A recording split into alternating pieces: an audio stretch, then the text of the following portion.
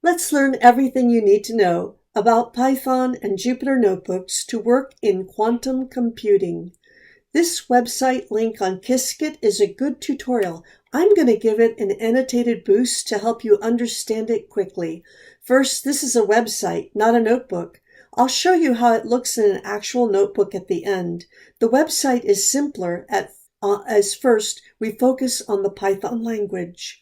The notebook form is just a package that makes it easier to use Python.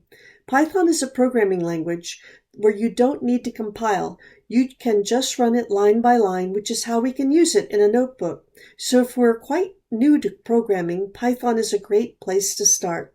The current version is Python 3, which is what we're using here. One way to code in Python is to use a Jupyter Notebook. This is the best way to combine programming, text, and images. In a notebook, everything is laid out in cells. Text cells and code cells are the most common. If you're viewing this section as a Jupyter Notebook, the text you are now reading is in a text cell. A code cell can be found just below. To run the contents of a code cell, you click on it, and then you press Shift plus Enter. Or if there's a little arrow thing on the left, you can click on that. As this is a website, what we're going to do is click Run. If you are viewing this section as a Jupyter Notebook, you have to execute each of the code cells as you read through. We're going to do this also even though we're reading a website. The code cells run like a notebook, but the text is plain, not encapsulated in a cell. Quiz question. What are the two main types of cells contained in a Jupyter Notebook? Text cell and code cell, text cell and image cell, text cell and load cell, or programming cell and interpreting cell? Select the right answer. That's right. A. Text cell and code cell are the two main types of cells contained in a Jupyter Notebook. Here we have created two variables which we have named A and B, and we assigned them values using the equal sign. Then we added them. Variable names in Python must start with a letter like A or B, or the underscore character. They cannot start with a number. They can only be composed of alphanumeric characters and underscores. They are case sensitive, cannot have blank spaces, and must not use hyphens. Variables in Python come in many forms. Here are some examples. Integers, floats, which is anything with a decimal component, booleans, such as true, false, string, which is text within single or double quotation marks, and none. In this case, we have, in this cell, code cell, we have comments. See, notice the pound sign on the right that looks like a number sign?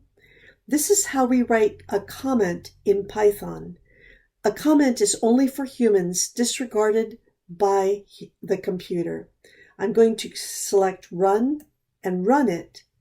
And what happens now is these values have just been assigned to these variables. Quiz. The number 42 is what type of variable? A float, an integer, a boolean, a string, or none of the above? That's right, it's an integer. Question. The number 0.1, as shown, is what type of variable? Integer, float, boolean, string, or none of the above? That's right, it's a float. It's a float. Question. The values true and false are what type of variables? Integer, float, boolean, string, none of the above? That's right, they're boolean. Question.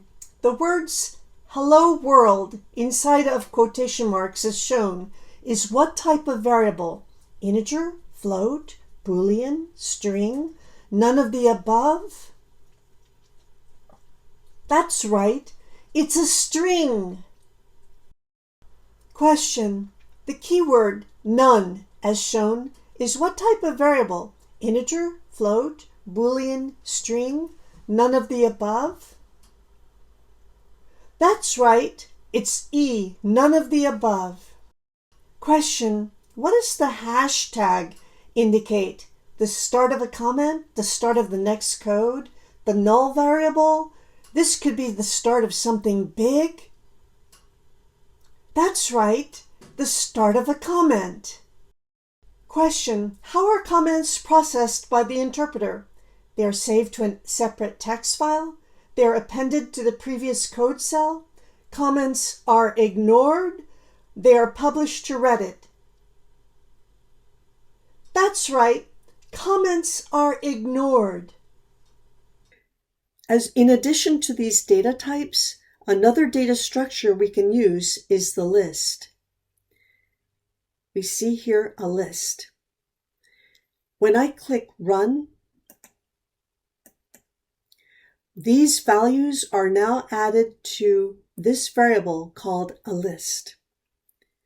Lists in Python can contain any mixture of variable types. Lists are delimited by square brackets. The equal sign means the variable named A-list is assigned this collection in order. If I select this code on this code cell and hit Run, we get new assignments. And now a list is composed of this collection of data, not the original collection. Lists are indexed from 0 in Python. So how do you access 42 at the beginning of the above list? I'm going to click here, selecting the code cell, hit Run, there's 42. 0 is the index that leads to the first data element. Notice how there's an absence of an equal sign? That's because this statement is not an assignment. It's asking for what is at that index number. Always know when you need an equal sign, when you don't need an equal sign, and when you need two. More on that later. A similar data structure is the tuple. A tuple is delimited by parentheses to distinguish it from a list, which uses square brackets. A major difference between the list and the tuple is that list elements can be changed, whereas tuple elements cannot. So here we have a tuple, and we're asking what is in tuple position number 1. We ask that in the same way we would ask for the index of a list, and we get 42. And here in a list, at position number 5, we're going to change what is there in the list and change that data element. We're going to reassign it from banana to apple, and then we're going to print it to make sure we did get that. Sure enough, it no longer says banana in a list. It says apple. But in tuples, the elements cannot be changed. So when we try to say the same thing to a tuple, we get an error. It throws a specific kind of error, a data type error. Type error. Tuple object does not support item assignment. Also, a difference between lists and tuples. We can add an element to the end of a list using the function append, which we cannot do with tuples because that would be changing the tuple, which is not allowed. I'm going to append this to the end of a list, and then I'm going to print it. So a list dot the function append. However, when I run this code, it can append the list, something that cannot be done with a tuple. Question: what collection of data types is enclosed in square brackets? A tuple, a list, a triple, quintuplets. That's right, a list. Question: what collection of data types is enclosed in curly braces? A list, tuple, append, dictionary. That's right, a tuple.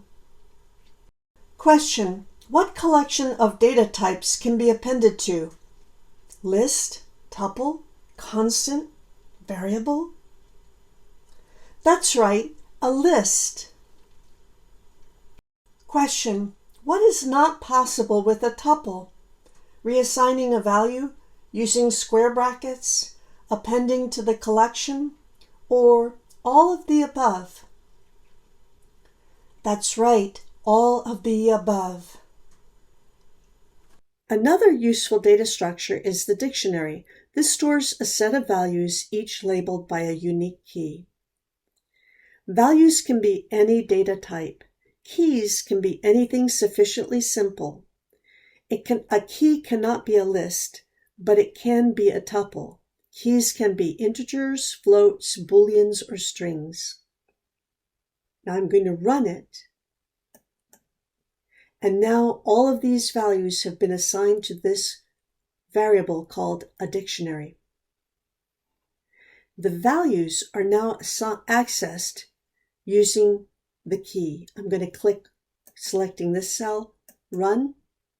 This is the key for a value 1 is a string that is the key, and then the value associated with it is 1. This is from the second item in that dictionary. The variable data structure type dictionary here is called a dictionary, and it uses the left-hand side of the colon symbol to identify the key and the right-hand side of the colon symbol to identify the value stored for that key. And then between each entry of the dictionary is a comma. So we can say for each comma the words next entry. You can call the colon corresponds to. So this reads, key named number 1, colon, corresponds to the string that says this is the value for the key 1, comma, next entry is a string for the key, and the string says this is the key for a value 1, which, colon, corresponds to the number value 1. Next entry is a Boolean value of false for the key, which corresponds to the value of a smiley face emoticon string. Next entry uses a tuple 0, 1 for the key, and it corresponds to the integer 256. End curly brace finishes the dictionary. Dictionaries are delimited by curly braces, and the values are accessed using the keys. So here, when we access the key, we access it like we would an index value. We put it in brackets, again with notice no equal sign. The values for each key are accessed using the keys. In this code, it does not have an equal sign, so that's why we know it is using it for an index field, to ask what is at that dictionary location that goes with the key that is in that string. How do we append to a dictionary? It's very easy.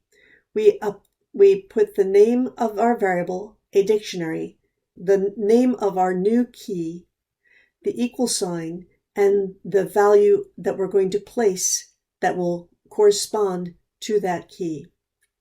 So if I add this, I have a new key added and a new value assigned to that key, and then we will be able to find it.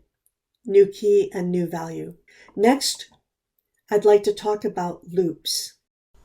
Question: in the following code, a dictionary equals curly brace 1 colon red, comma 2 colon green, comma 3 colon blue, close curly brace. What is the key colon value pair at index 0? 1 colon red, 2 colon green, 3 colon blue, 0 colon violet. That's right. 1:red. Question. In the following code, a dictionary equals curly brace 1:red, 2:green, 3:blue, close curly brace. What is the value corresponding to key 3? 3, red, 2:green, or blue? That's right, blue. Now let's talk about loops. Any type of looping is repeating the same command for a set number of times, or until a set value is achieved, or until a specific condition is achieved. The syntax to loop over a range of numbers is for j in a range n, then the statement of the command to be repeated. For example, the print function here means print the value of j. Keep printing the value of j for the duration of the range of the loop. Question.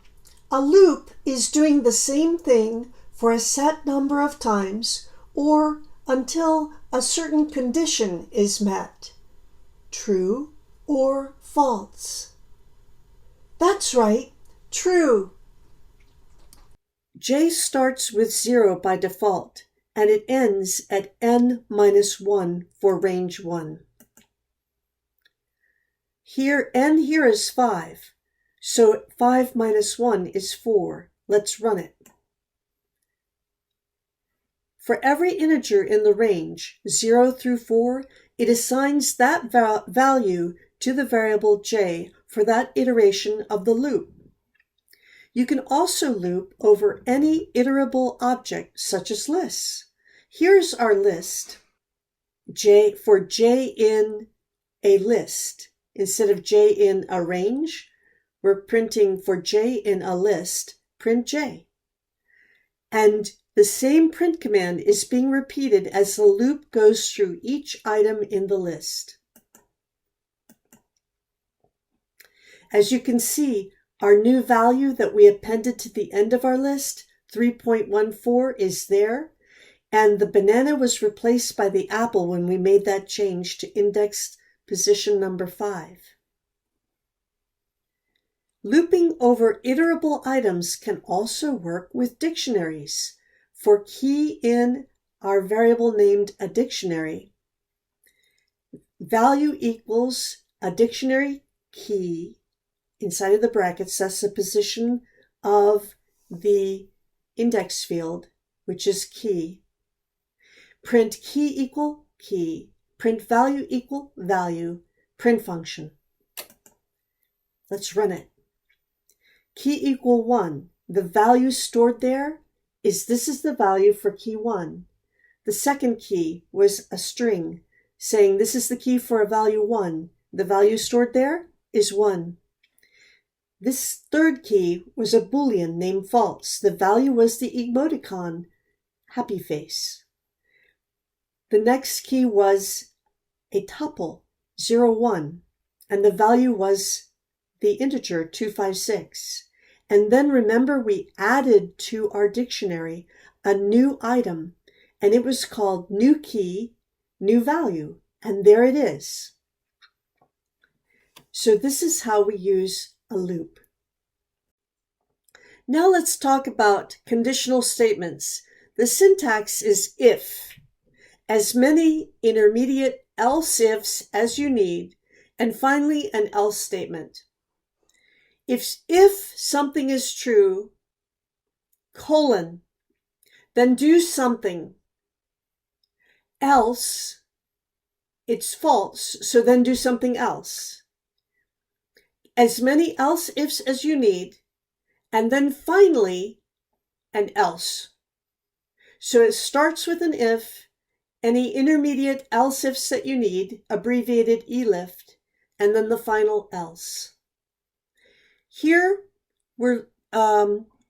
so notice here several things. We're using, first of all, a double equal sign. This is different than a single equal sign. Double equal sign means comparison. Compare the right-hand side with the left-hand side. If they are the same, then the result is true, and execute the following statement, which is a print command. If the result is false because they are not equivalent, then go to the next statement, to the else statement. In addition, notice that we can refer to the entire list, searching all of our variable named a list for the strawberry.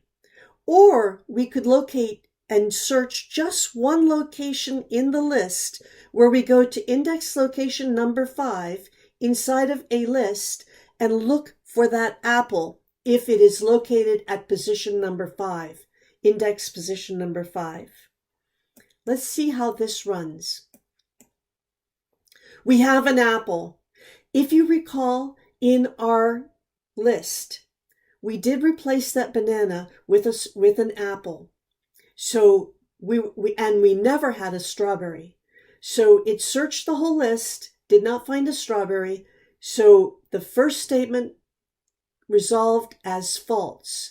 So it skipped down to the next elif command and looked for the apple in position number 5.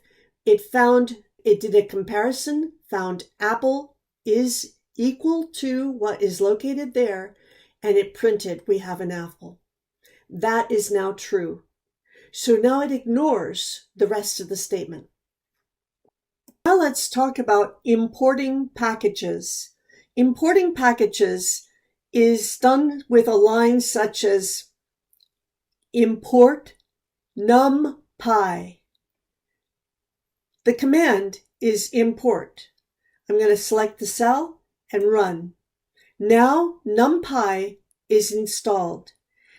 A package is code already written for you that contains functions and methods that are already ready for you to use. The numpy package is important for doing math.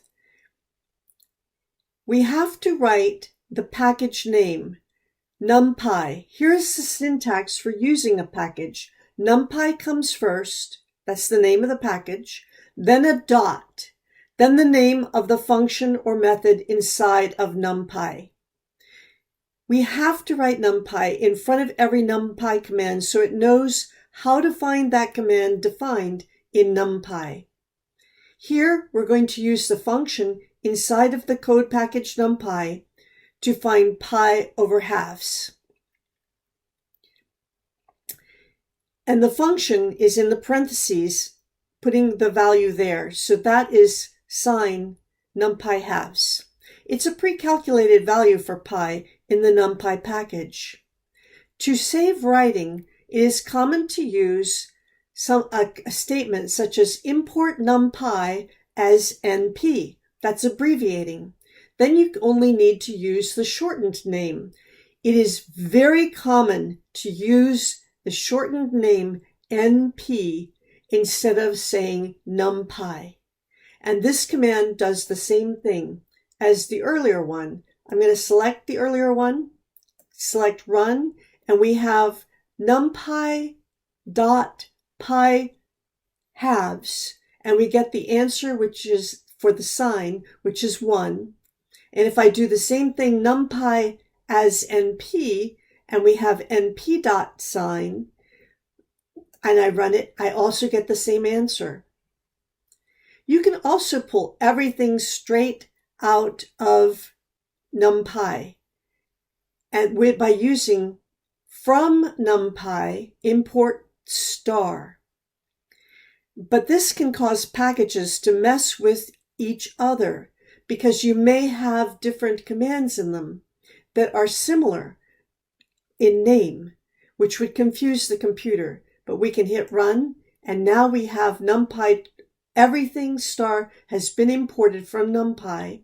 Then I don't need to say np or numpy dot before using the function sign, and I can run it and get my answer.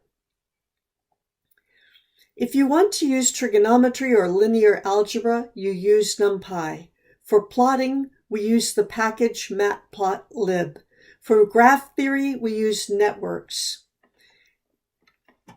For quantum computing, we will use Qiskit.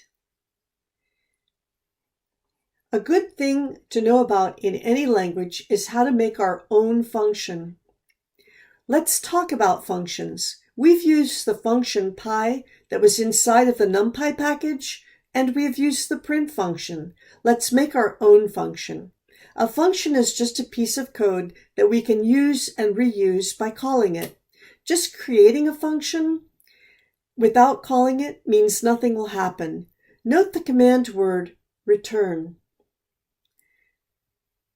It means that we used it to get the value out of the function so that when we print the function, we get the value. If we did not return anything, printing the function won't do anything. Here's a function whose name was chosen to be do some maths, whose inputs are named input 1 and input 2, and whose output is named the answer. It's used as follows. The syntax is the special word def, which means definition. So this is followed by the name of the function being defined. So in this case, we have input 1 and input 2. We have run this so the function is now ready to use. And we're going to use it by calling this function, do some maths, giving it in parentheses what we want it to do for input 1 and input 2. And we know this function is going to add them and return the answer. And this is how it's used. It added them. And it placed the value here. So this function, do some maths, is now is ready to use and reuse anytime we want to add 2 inputs.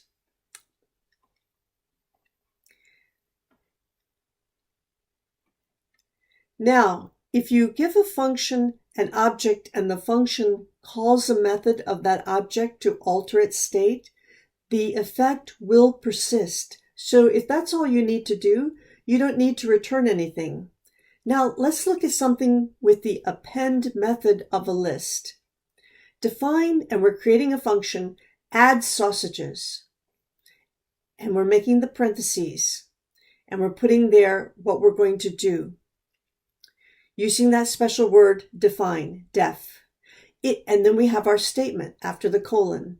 If sausages is not in the input list dot append sausages. So this is called a method because we're taking input list and we're putting the dot, and then we're having append sausages. We don't need to return it. It's just adding to whatever is in that list. I'm going to run it. So the code is now ready to use. Now, we have placed input list as a variable to be used to add to the list. And now we're going to use it here, this new function that we've written called add sausages. First, we're going to print the list before the function. We're printing a list, our regular list that we've been using. Now we're going to use our function, add sausages, parentheses, a list. So it's going to take this function and work and operate on it using a list, because the list that we have is taking the position input list. And so this comment says the function is called without an output. So nothing happens yet. Then when we print list after the function, we're going to then print the list after we have used our function. So I'm going to, and this \n means new line. List before the function, a regular list. List after we use the function and we added the sausages. Let's look at another package called the random package. Let's loop through separate functions of this random package. First, we import the package. So I have to run this to import random.